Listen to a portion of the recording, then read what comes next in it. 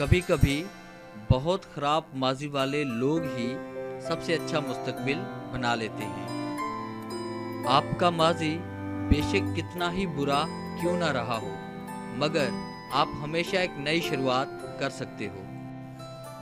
अपने आप को माजी का कैदी ना बनाओ, वो जिंदगी का सबक था, कोई उम्र भर की सज़ा नहीं। मर न जाए थकन से तू साहब, सर पर माजी उठाए फिरता है। इंसान की फितरत है अजियत देना और हमारे माजी में अपनी जगह बनाना। जो गम माजी बन चुका हो, इस पर अफसोस करने का मतलब है और गम को दावत देना। खुश रहिए और खुशियां बांटिए।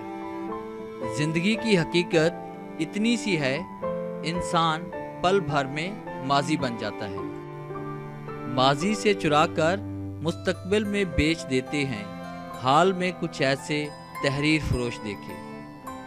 हर वली का एक माजी होता है और हर गुनहगार का एक मुस्तकबिल।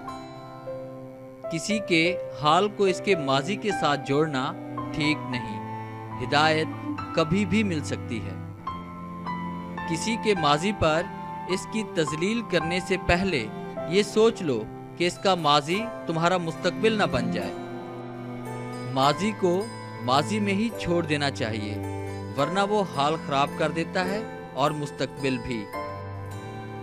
हम उस वक्त बदतरीन जहनियत का मुजाहरा करते हैं जब कोई गुमराह इंसान राह रास्त पर आने के बाद हमें नेकी की तलकीन करे और हम इसका माजी लेकर बैठ जाएं।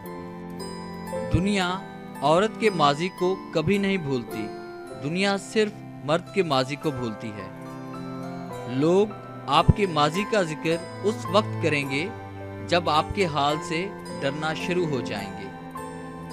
वक्त मट्टी डाल देता है यादों पर, माजी पर, आरज़ू पर, गलतियों पर, चाहतों पर, यहाँ तक के रिश्तों पर भी।